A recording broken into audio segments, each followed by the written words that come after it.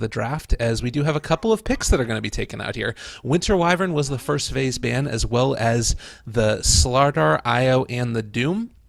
This has led us on into a first pick Dazzle, followed by the Tusk Gyrocopter pickup. So this is kind of an interesting little combo here. I do want to say that seeing Pang5 go for the first phase picks of all of the defensive supports pretty much. This is something that I've been waiting to see in Dota for a little while now. If you think back to the way the Frankfurt Major ended up working out, you had an incredibly strong emphasis on these very defensive supports throughout the course of like the group stages, and even earlier on in the tournaments, the double elimination bracket matches, there was a lot of emphasis on the offlaners. You think of Slardar, you think of Tusk, you think of Darksteer. Those heroes were really where every team was placing their maximum amount of picks and bans priority. Then towards the end, you take a look at how OG ended up running their draft, and they really prioritized taking advantage of these defensive supports. And now we're seeing the majority of these healers taken out of the match.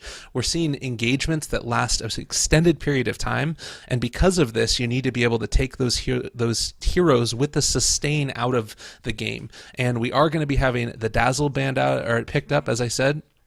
The Tusk in his own right is somewhat of a defensive hero, and kind of has a little bit of an interesting dynamic here as well, because Shallow Grave, if you take a look at duration, is 5, meanwhile the Snowball only has the duration of 3. So you're going to be able to keep somebody alive for a little while longer, but not as long as you do for that Dazzle.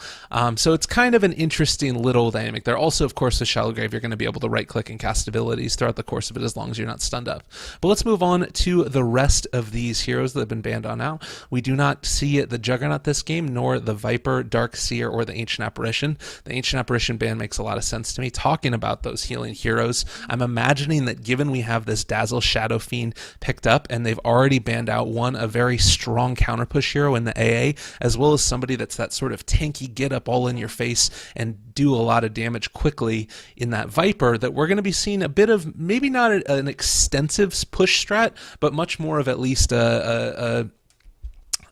I guess wanting to take advantage of a timing window. And I think that timing window is going to be before Gyrocopter ends up getting BKB. And depending upon how these next couple of picks end up coming out here, I would expect to see them focus a lot more on trying to, get early engagements, early fights, and Spiritbreaker is a great hero for that to be able to happen. We do have the Bounty Hunter modified thing, still a little issues every now and then with Reborn, but it's no big deal at all. It's absolutely wonderful. I think I'm going to take my sweatshirt off in just a second because it is unbelievably hot in my house right now, and I'm going to be casting for the next 6 hours, so I do not want to start sweating all over the equipment. That would be less than ideal. Oh, goodness gracious. So, Bounty Hunter going to be taken out, picking up rather. This is something that I think makes a lot of sense also. If you see that Pang5 is going to be going for a lot of early engagements with a timing push, that means that you have the ability to possibly catch back up in items through trading somewhat evenly in these engagements. Now, I think that also, since the Spiritbreaker hadn't been taken as of yet, the Bounty Hunter is another good pick because it allows you to not be punished as hard. Like Shadow Fiend, while he does give a lot of pressure once he ends up getting that first item or two, he isn't necessarily going to be that lane dominating hero that you would see if you ended up having something like a Queen of Pain, and then you have to run somewhat of a defensive, possibly dual mid combo there, and that leaves your Bounty Hunter a little bit more exposed. And also, the Bounty Hunter, he has this sort of weird timing where he can be really strong in lane, but it needs to be in combination with another lane that's already relatively robust. So, moving on, I think that the Spiritbreaker is a decent way to counter out this here. If you end up getting vision of him, you just charge on in, have that dust ready, and whatever lane he happens to be sort of skulking around in, you're going to be able to make him pay. The Bane also is another hero that was highly prioritized. I think I'm going to be talking about the Frankfurt Major until I die.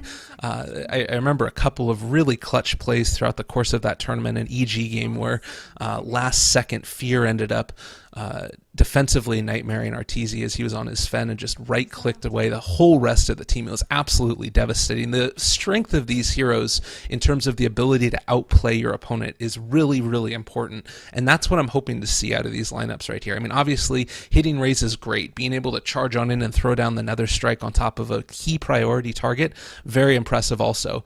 But I think that what is more important in these engagements is the ability to dodge away sort of bait out key spells, maybe the Requiem when it wouldn't be the best time in the world, maybe baiting on out that call down before it's going to be able to hit onto 3 or 4 heroes.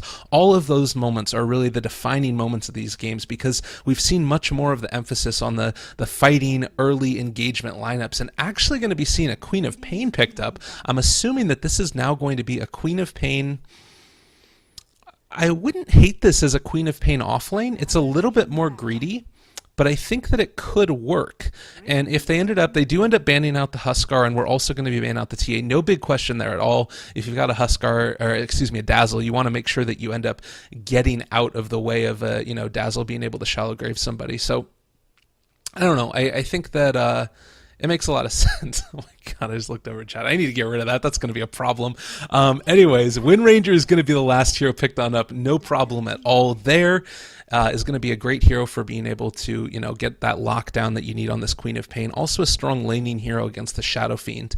And if you do have the Bane up in the face of him there, maybe we end up seeing a dual mid at the early stages, and then you roam on in, get a couple of right clicks, walk away. Maybe at the later stages, once this Bounty Hunter has gone for a Courier Snipe, he can roam back in a second time with the Bane, and they end up getting a kill on that Shadow Fiend if Dazzle isn't nearby.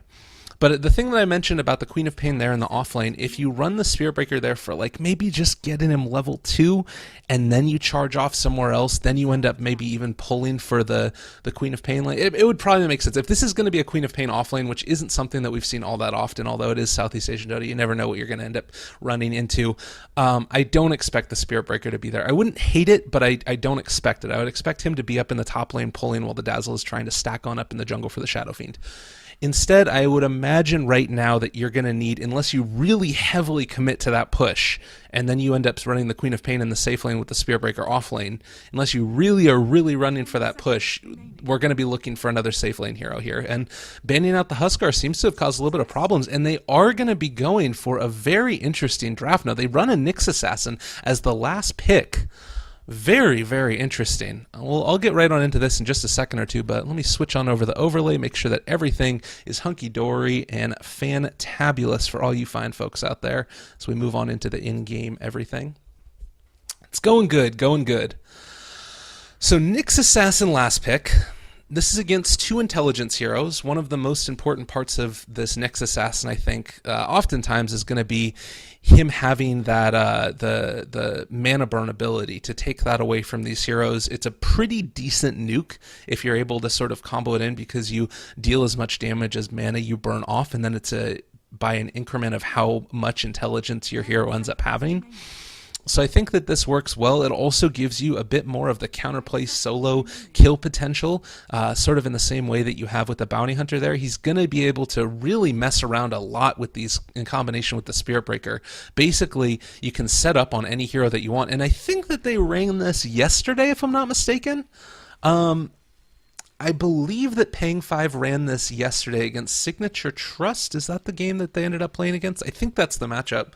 And they ran it to absolute perfection. And probably what we're going to be seeing now out of them is that they're going to go on up into this top lane with the Spirit Breaker, Queen of Pain, and then the Dazzle probably sitting mid a little bit more to contest against that Bane who's going to be in the mid lane. And then, he runs on up to the hard camp to be able to stack it on up for them.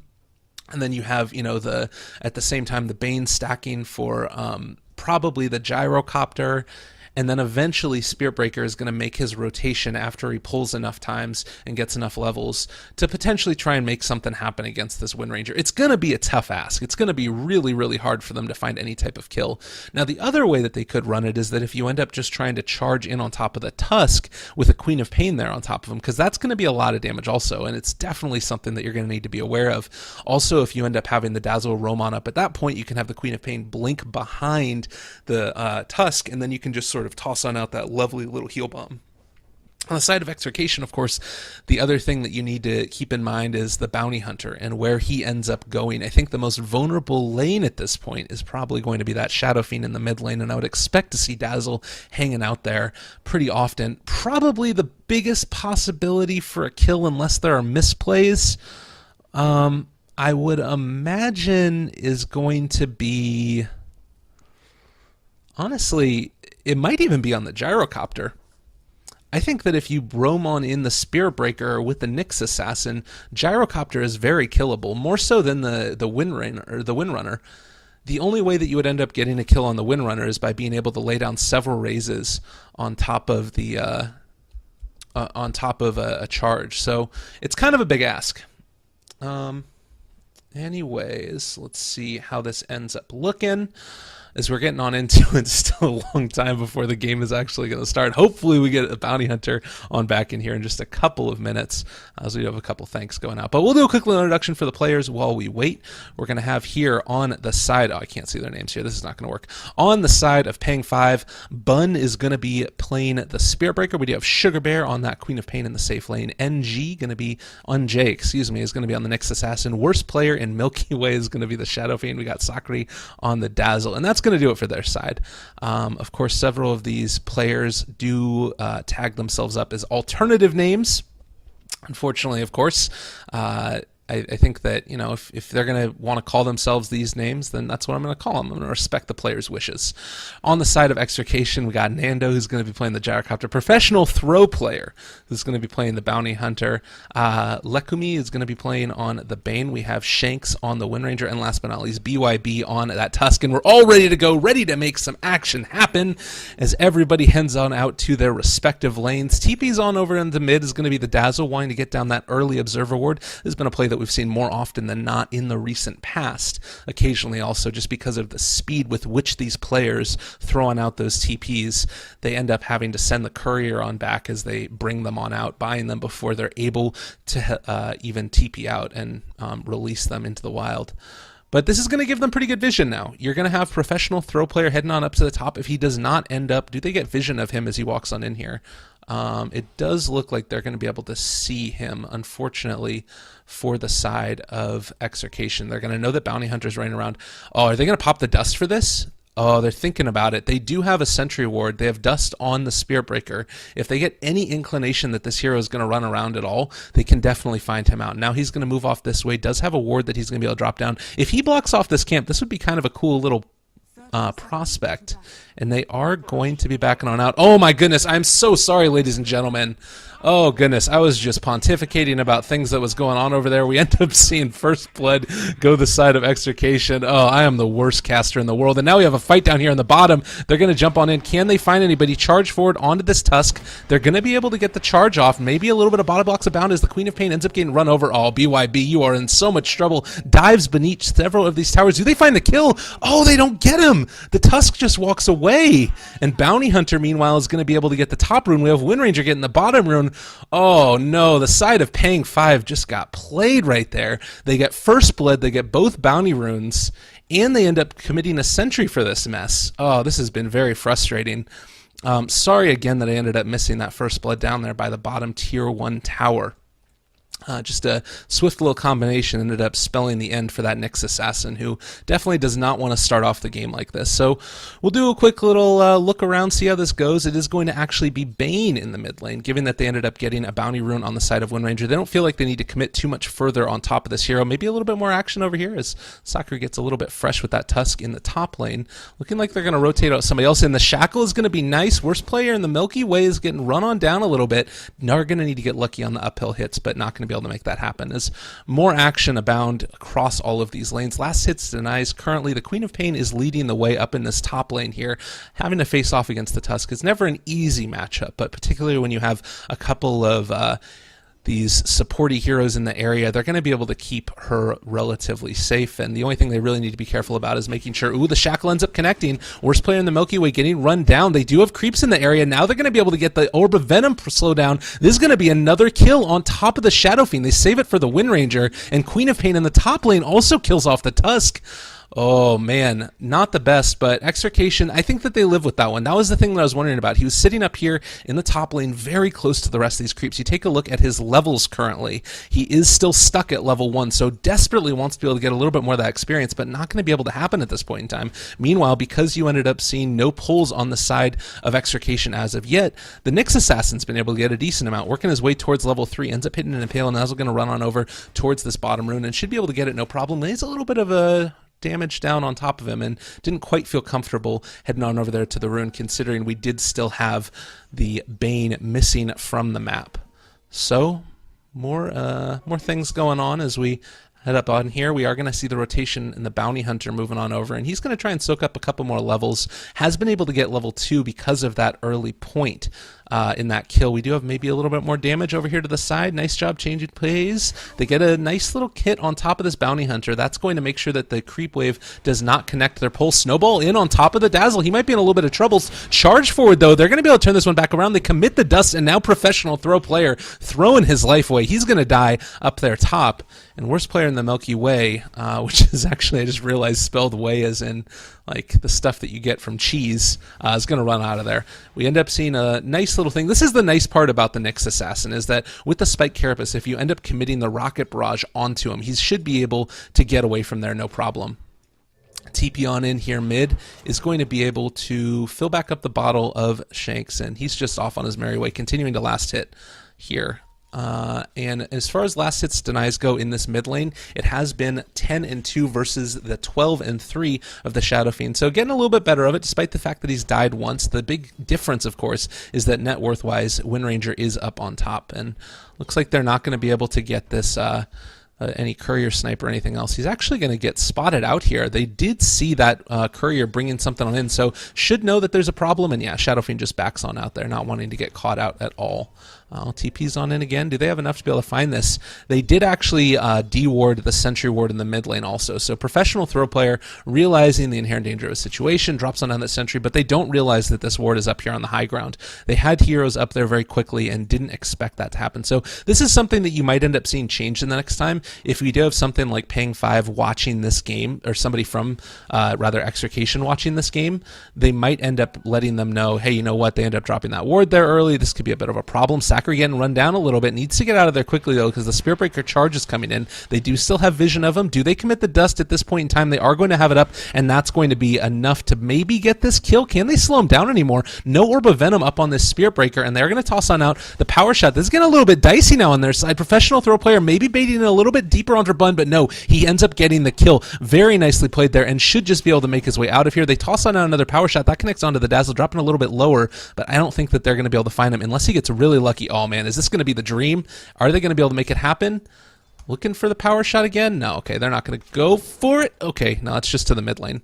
I thought that he was going to be going for the Dazzle, but not realizing that that was going to be able to happen. We do have a Nightmare up, just getting fogged a little bit. They end up getting it off. This could be a problem. He does not have Spike Carapace for another 10 seconds. There's going to be the Shuriken Toss. One more right click, and they finish off the Nyx Assassin. Well done there. 3-3 is the score. In terms of the jump forward here, we are going to see Sugarberry jumping on top of the Nyx, or the Tusk. I don't think that they find that kill. Wind run forward. He does have a power shot in another couple of seconds. Grave can't come out. That's going to keep him alive, and now Shanks might have overstayed his welcome a little bit. There's going to be the Bounty Hunter. Lays on down the Shuriken Toss. The raise one time to finish him off, and now they're charging on top of Professional Throw player. Do they have any reveal at this point? No dust up on the Spirit Breaker. He's going to be able to walk away from this one. No questions asked.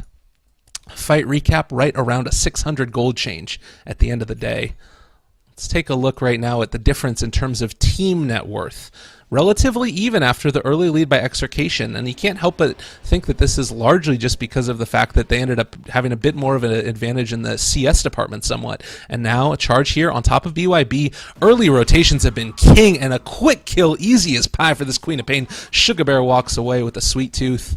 Very, very happy in that engagement, and 2 kills to the lead go in their favor. The other thing to keep in mind right now, stacks abound in the jungle for the Dire side. They aren't going to be able to get that one, unfortunately, as do have another Bounty Hunter. Oh, actually going to be able to commit the call down here. I ended up hearing it. NJ running away. Oh, nice impale, keeping him alive a little bit longer. They end up committing the Mango, though, and with the Brain Sap follow-up with a right click from the Gyro, that's going to be enough to get that kill.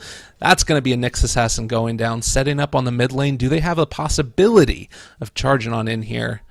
I mean, they're thinking about it, just at least going to be able to clear on out these stacks. The last one didn't end up stacking, so it is only a 3 at this point, but the Shadow Fiend more than happy to gobble that up. And look at the efficiency right now. You have Spear Breaker that's sitting over in the mid lane and is going to be able to soak on up experience while this is all going on. Just really, really good, efficient use of the map right now.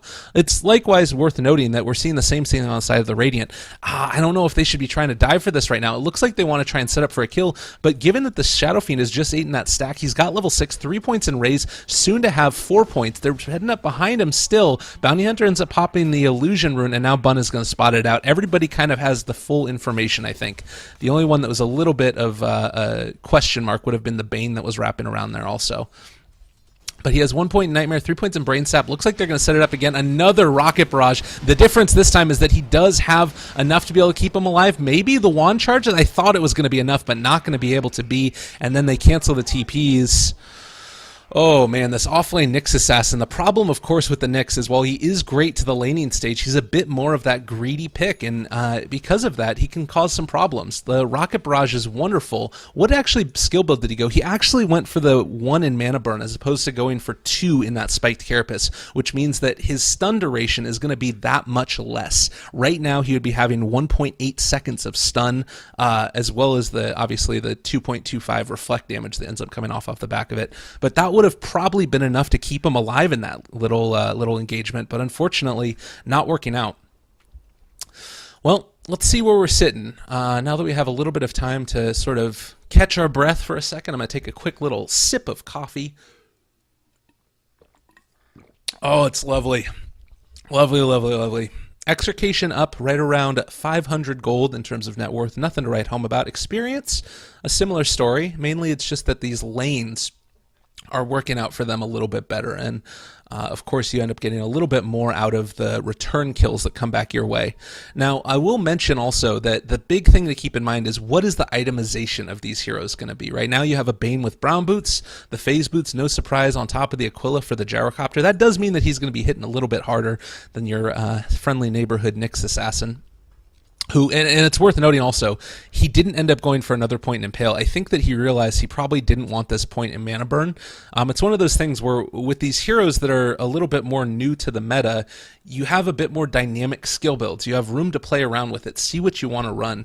And I kind of feel like he might have wanted to go back for another point there. Maybe it's still worth it to be able to burn off the mana from the Bane, because while he did end up getting, obviously a buff to his the mana cost off the back of Brain Sap, it still does scale up as you level the skill more and more. So if you're able to burn away that little bit of mana, maybe he doesn't get the 230 damage pure damage nuke on top of you.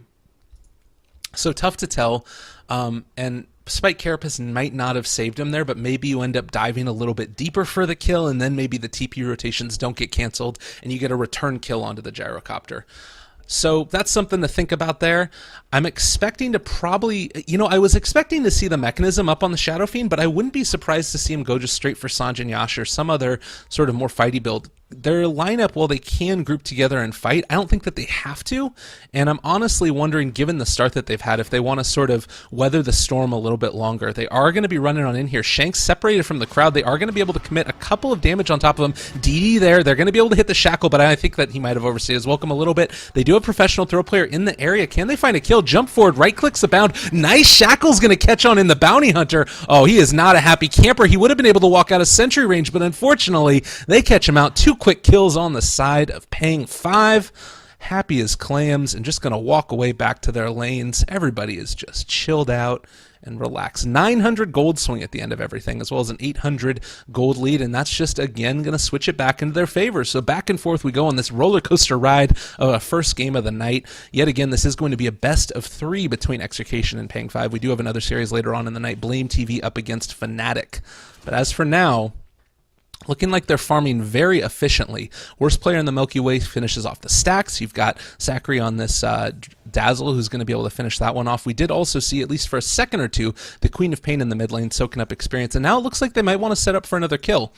Spiritbreaker can charge to whatever lane he wants, and they are going to be trying to take on out this gyrocopter. This makes a lot of sense to me. You want to be able to kill him off. He started off to a really great start, and I think that he's realizing the pressure might be coming now. He's backing on up a little bit more, doesn't want to get too far out in front of everything. Bane is now here. There's going to be the charge committed. He might end up going down now. We do have the Vendetta that can come out. Sonic Wave committed. Maybe an Impale going to hit. That's going to be a kill, but they do end up taking out the Spiritbreaker at the end, and now NJ is going to go down. Might have overstayed their welcome. They rotate 3, they lose all of them.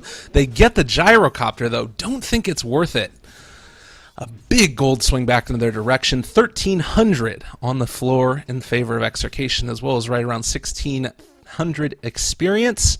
That's going to help out these supports a whole heck of a lot. Bane now has Fiend's Grip. Tusk has Walrus Punch, as well as maxed out shards.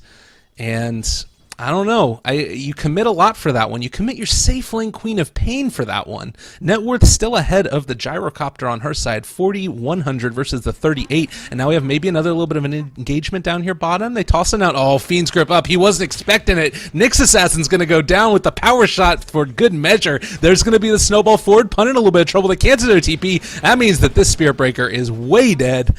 2 quick kills again. They take out the bottom tier 1 tower.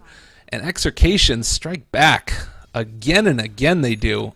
Maybe right here. I mean, I think that this to me looks like maybe not quite understanding how tanky this hero was, how quickly the TP rotations were going to go, getting a little bit frisky down there. They wanted to make something happen early on this side. But I was talking about that timing window. Before you get the first couple of big items on these heroes, they are a little bit weak. You're not seeing the crazy lane dominations out of these sides as much as you would normally see, and actually professional throw player is going to go down. So running on over to the mid lane, the Sentry Ward actually is just now going to expire.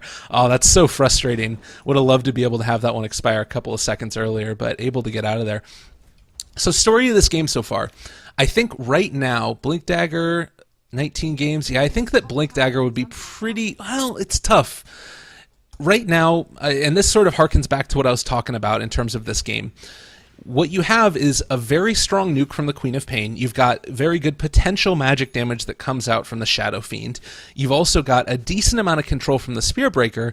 The big thing that's lacking is the secondary AoE control. They really have to hit these impales on the Nyx Assassin. And if they hit them at the beginning of a team fight, it's worth it more for him to hit the... Oh. It's worth it more for him to hit the impales than it is for him to hit the damage from the Vendetta, because you have enough follow-up damage from the Queen of Pain and the Shadow Fiend. So until he has his solid initiation, and until they end up having that ability to really keep people stuck in one particular area, you're going to not be able to really find the engagements that you want. Maybe even at this point, if they want to fight, they're going to need... I think that probably Nyx Assassin has to go Ags this game because they need that cooldown shortened up on the Impale. They just don't have the ability to catch and keep heroes in one individual place. And that's part of the reason I think that you ended up seeing the Dazzle go for Poison Touch. Of course, he was also leveling that up to be able to kill the Tusk at that early engagement by the rune, but they do definitely need more ability to control these draft. And you look at the side of Execration, that's all that they've got. You got Tusk, Snowball, Walrus Punch, Ice Shards. You've got the slows coming in from the cooldown. You got Shackle Shot. You've got everything on Bane's side. Now a big engagement looking to brew off here. They end up catching the Fiend's Grip immediately on the Shadow Fiend. Sonic Wave comes out. He goes down. Death Requiem not going to be enough. Zachary dropping low. He ends up graving himself. Is going to try and stay alive, but the Shackle is too good. Maybe going to be able to kill with another strike there. Gyrocopter takes out the Dazzle, though. Jumping forward, Sugar Bear getting a little bit more fresh, able to take down the Bane, but 3 heroes are already dead on the side of Pang5 and looking like they might end up losing their Queen of Pain in just a second or two. Get him body blocked by the creeps. Not what you want to have happen. Tosses out the Scream instead of blinking, and now is going to go down. Shackle Shot gets committed to keep her in place, and now NJ ends up going down also. A huge loss already, and it looks like it's going to be more. Janata proc one time, dodges away from that power shot, but they're continuing to fight. Full man team wipe. I think that they lost 6. Oh, goodness gracious. Taking a look at the fight recap, even after you end up losing the whole 1,400 net worth lead, they're going to try and get something on BYB, but is it going to be enough? Oh, Nando, he's going to be able to get earned on up, still staying alive throughout it, and maybe is going to be able to turn this one back around. No, they're going to reinitiate. They go down again. Bun is going to drop low, and I think he dies here. Also, Zachary, what is going on? Oh, Pang5 hasn't had all of their heroes alive in a couple of minutes at this point in time, and continuing to look worse and worse at this stage. They're going to go down. They lost 1 on the side of Execration. I believe that they lost 8 or 9 on the side of Pang5. Oh, goodness gracious me, oh my. Ooh. Let's take a look at the final fight recap. It looks like that's been the score each and every time for these fight recaps. Oh, I hesitate to look at this. Are we going to see something really devastating? I want to give it a second to catch back up so that way it can fully encapsulate just how badly that went for Pang5. Oh, yeah, all right, that's going to do it. 7,500 net worth lead into the favor of Execration, as well as right around 5,000 experience. Oh, man. Man, oh man. Tusk is going to be able to pick on up a Mechanism in 400 gold. For the Bane, Soul Ring Tranquil Boots, easy. He's also going to be able to have another 900 gold, maybe into a Glimmer Cape next. I wouldn't hate that item on him. Meanwhile, on the side of the Gyrocopter, picking on up the Sanj and Yasha in just a few minutes or two. We already talked about the Tusk, and halfway to the Aghanim Scepter, actually 3/4 of the way to the Aghanim Scepter on the Wind Ranger. And for Pang5, the items are not where they need to be right now. Oh, they're tracked on up on top of the Shadow Fiend. He's going to go invis, but is tracked in walking through a sentry. They're looking for this kill. They smell blood right now. Track is just got initiated, so they're going to be more than comfortable diving on this. Now, the one thing to keep in mind is that Tusk hasn't finished off his mech right now. If they take this fight, this could be a little bit bad. Maybe you're going to be able to find this one. Oh, shackle onto the tree. Why not?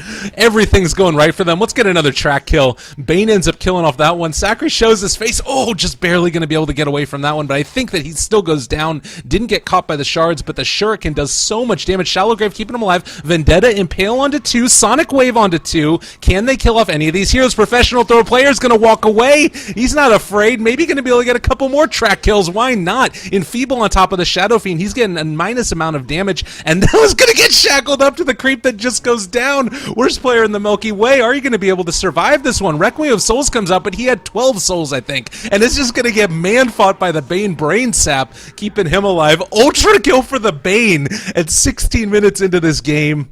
Oh god, what even is this? Dota 2. Taking a look at that fight recap, that's going to be a 900 gold sling. They get the kill on the Bane and the Tusk, which ends up somehow making it worth it for this mid player and the Queen of Pain safe lane. Oh goodness. This is ridiculous right now. This game is just clowny as all heck. We got 12k net worth lead into the favor of Execration, right around 7,500 experience. The Mechanism picked up on the Tusk. The Mana Boots are the item for the Nyx Assassin, and that's it. He's got a bracer. He needs the bracer, though. I think that they've played this incorrectly, which might be a bit of an understatement, but it's just a mentality thing. The individual execution of their spells haven't been off entirely. Like, you ended up missing an Impale here or there, sure. Eul Scepter on Queen of Pain, okay. I'm okay with that. But the bigger problem that they're really having is just the flow of the game and what they're trying to accomplish. They're going into fights that they really don't want to be going into.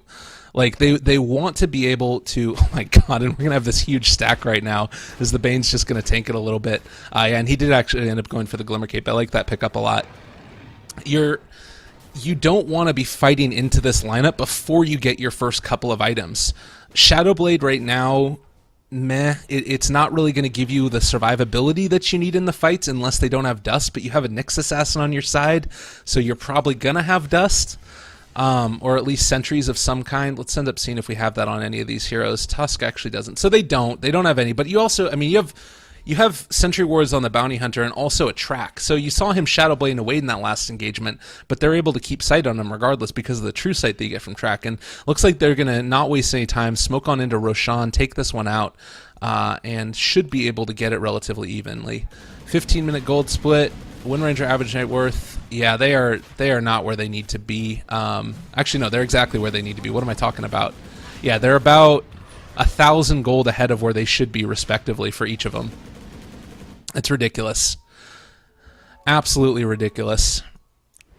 And no one tier 1 tower taken in the mid lane, so that's relatively okay, but still, it's such a bad situation because now not only are you going to be able to sort of take and win every engagement, but you can go forward with impunity, particularly on the Wind Ranger, because there's no way for them to really be able to punish you at this point. You're just so tanky already because she has her Aghanim Scepter, and on top of that, I mean, 1,500 HP is going to be able to do a lot of damage. Like, one of the problems that you end up seeing oftentimes with Wind Rangers when they get their Aghanim Scepter first is that they don't have the damage to back it on up. Because these heroes, I mean, Shadow Fiend just now got treads. He is sitting on 11 armor, which all fine and great, but it's not going to be enough to be able to stand up to this Wind Ranger who's dealing 128 per pop.